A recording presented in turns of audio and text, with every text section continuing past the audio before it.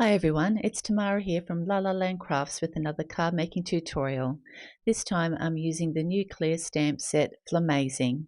I'll be doing some Copic colouring of the image and some of the other elements and then a card making tutorial.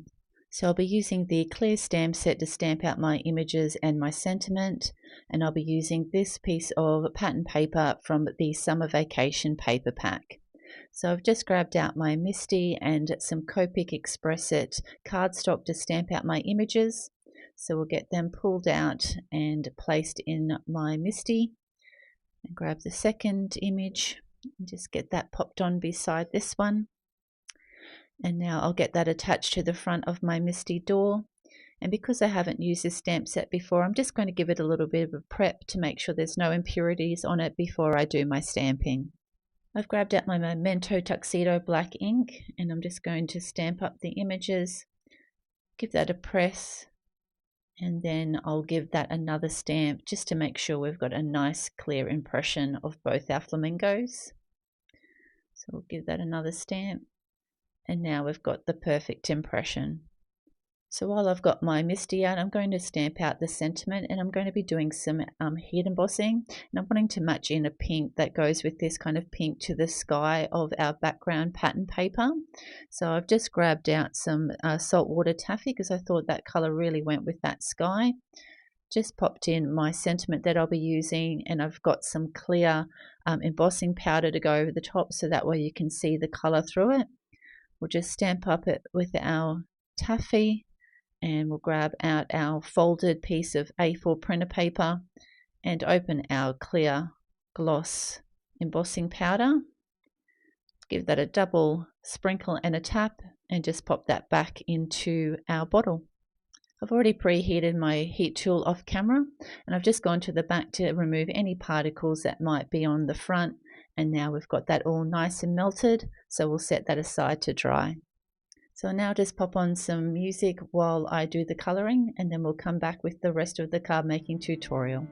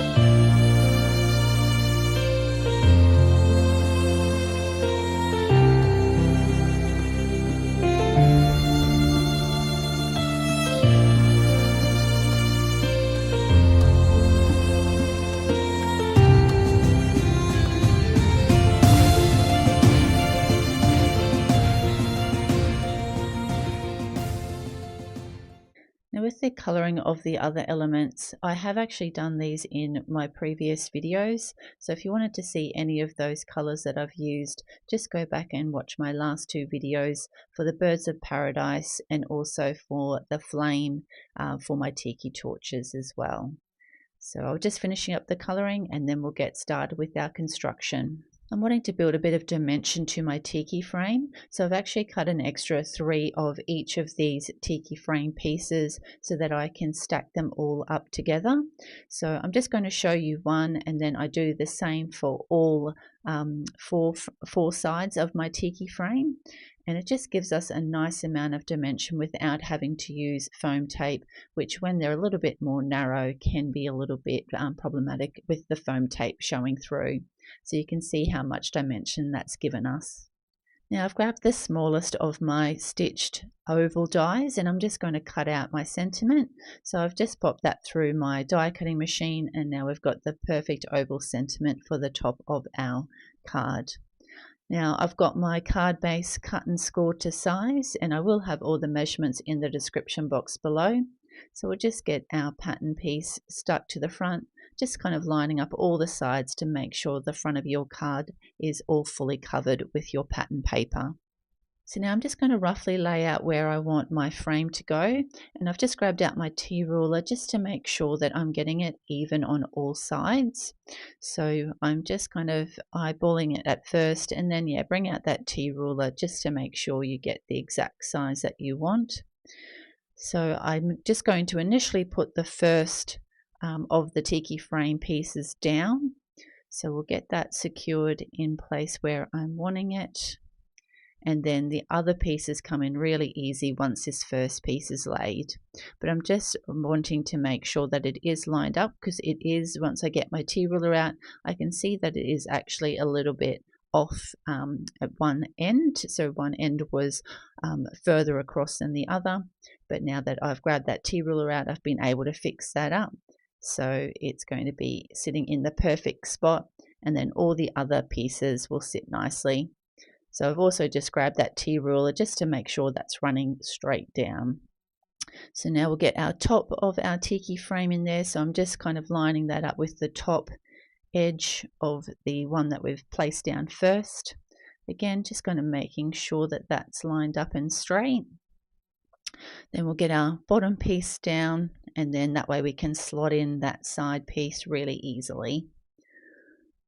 So I've got, sorry, I'm doing that off camera, and I was losing my mind here thinking, what have I done? And realizing that that has to go on the outside, not on the inside. So I'm glad I realized that before I started like cutting or doing something silly. So as you can see, it fits perfectly on the outside, and those two little pieces fit on the inside. So we'll get that lined up, and that one is just easy to put down because it just lines up with everything else.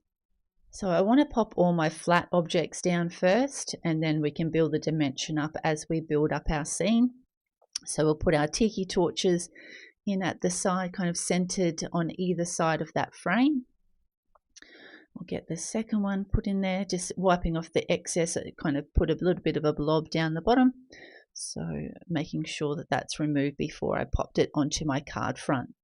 So now I'm just going to work out where I want my bird of paradise to go on either side. So it partially will be hanging off, so I'm just working out where I want the glue to sit, because obviously some pieces will sit over our frame and also over the outside of our card. So you want to make sure that there's no glue put onto those portions. And the same with the other side when we get that attached. So just line that up. Give that a good press down, and those are our birds of paradise done. Now I'm wanting to pop our rocks in front of that, so that kind of hides where the bases of our birds of paradise and tiki torches sit. So this one I'm going to adhere directly to the base, but everything else I'm going to prop up with a bit of foam tape. So I've got some foam tape and foam squares, so I use both, and again I apologize, I'm doing this off camera. So we've got our little rock that I'm going to just kind of pop up there, so it's kind of up a bit higher than the one behind.